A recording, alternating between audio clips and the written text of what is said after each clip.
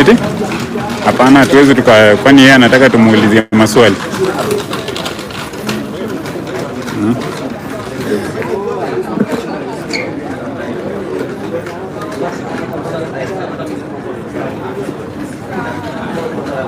So guys, tumuuliza nini? Yes. Fresh. Sawa. Niko live hapa na pole pole. Safi fige.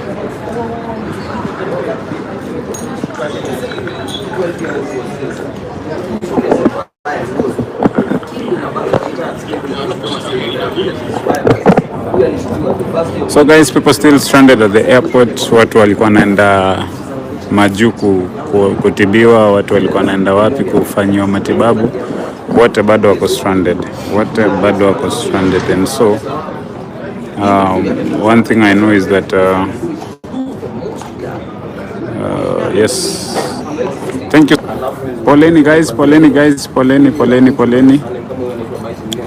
poleni, internet hapa imeamua kumisbehave, but we are back.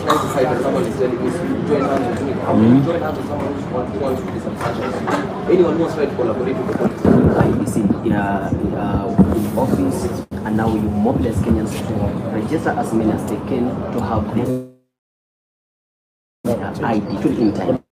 Kabisa. You see, toka niogopa.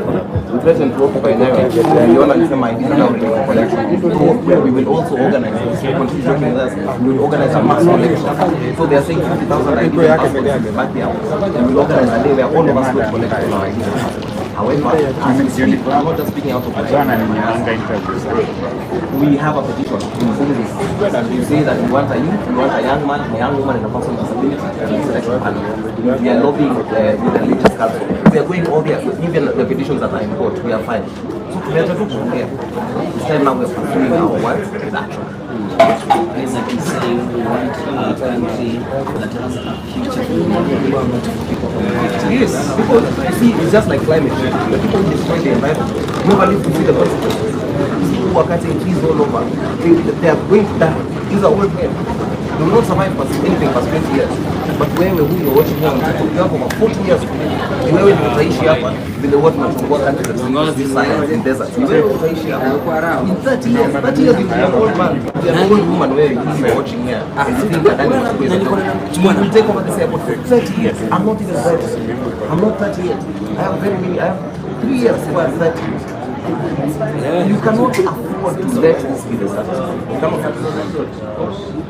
Kasmuel, I know you're saying so many things. How was it international? And this is another thing which we need to think about. Children who are in trouble, how can we just give us answers? But if they refuse, just the same way we found out about Adani, the same way we find out about our children, because those are our siblings and our children, we will find them. So where are they? We will find them. We don't know for now. We don't know, but there's something very sinister that this government is doing that we will unearth very soon. We must find these children. If you're using our children for blood rituals. And you see the Kenya Power recently said now they are not responsible for it. Yes. So everyone. And someone else also added by saying that now a guide now whoever people. Do we know the manager of the board? Do we know the matron on duty that day? Do we know the teacher of duty that do we know? Why is that not being brought to the light? So we'll unearth and find out exactly what is behind this story for Russia. Because you cannot kill our children. You killed us, you killed our parents, now you're killing our siblings. It will never happen. We cannot allow it. We cannot allow it. So which way, Kasmuel? Which way? This way first. So this way? This way. See, right now you're seeing hapa kwenye airport. Yes, we're occupying Jkia. Tukimaliza tutasonga tuende to occupy. We'll go to Nyeri, we'll go to Endarasha and divide ourselves in teams. We'll create a search mission. If anything, we now have to create a search mission for these children. And because Kenyans have shown they can volunteer their money and their time, we will go and look for those children ourselves. We will walk on foot, tuseme tuwatuonyeshe nyingi shule na tuende. If the authorities have refused to produce our children, if the authorities have refused to produce our baby sisters and baby brothers, all they want to do is ban them and kill them. We will look for them ourselves. Yes, so Wakicheza, we're giving it this particular week, and then now we will marshal people. Then we say, you 100, go in this direction, 100 this direction, 100 that direction. We will find those children on our own. The fix is saying, why did the school, or why has the school never offered or given an official statement to say why? That's what we're saying.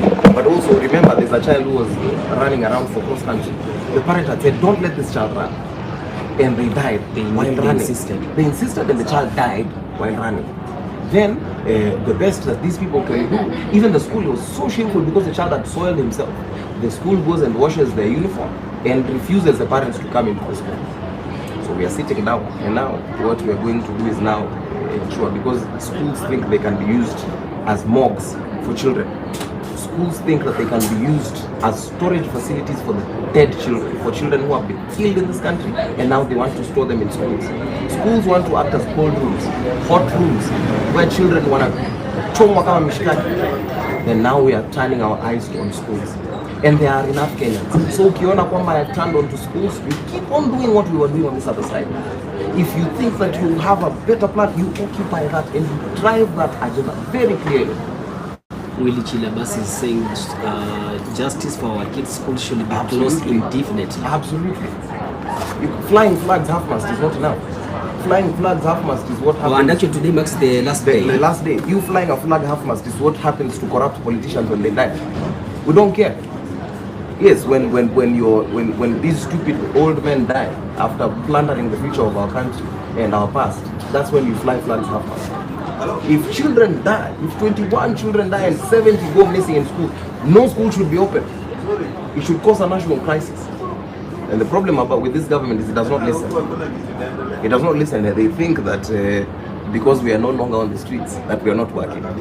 We are working. It is brewing. This is a volcano. This is an active volcano that they are playing around. So we will see. If the government refuses to close those schools, we will ensure we facilitate it. It will happen. Which way, Kasmuel? This way. This particular way. And we go on and we occupy. And once we're done occupying, we take our votes. If we do not get a bullet revolution, if we, by God's grace, do not get a chance to fly our flags half-mast again on behalf of the government, then we have a ballot revolution. We will have a coup that is driven by the ballot. We'll go there and we'll vote this and entire system out. This system of majambazi or wachawi, people who are using our children as rituals. Because what else? What other reason? So you want to tell me they did not do fire drills? The country has been doing fire drills all through the years. Then suddenly children can die. Children can get burnt like bed bugs. We will start an operation in Russia. They continue joking. We will start an operation in Russia. And we will work with the entire community there to find out what's happening. We will ask for some chief going all the way up to that presidency. We want answers at every level. Na ukicheza tutafunga macho tukitoka hapa kuoccupy hapa. We ensure our next stop is Nigeria. Excuse, what can you say about the 70 missing? That's what we're talking about. If they don't produce them, we will have to go and organize a search mission specifically for those children. Because we've shown we are willing to yield our money, we're willing to yield our time and our skills. We will divide ourselves in groups of 100. So you go north, you go east, you go west, you go northwest, all compass directions, and ensure we find our siblings. Because you killed our parents, you killed us 2 months ago, and now you're burning our children. That's what's happening. Our children are burning. That is a child. I need you to imagine that is an 8-year-old, a 6-year-old, by some time, a 10-year-old. That is your baby. You don't even call them your sibling, you call them my baby. And those are the kind of people who are dying. Why do you think the government has to answer about the children who died in a private institution? Because it is the school system. A private institution is a school just like any other. And if that private institution thinks that people can die and they don't have to answer, we will close that school. I want to make it very clear, we will close that school. We will ensure it is a school that is closed. And if you think you can ban children and you think your buildings will stay open, these are children, these are people's children you've burnt. And you think your buildings are going to stay, you think your buildings will survive.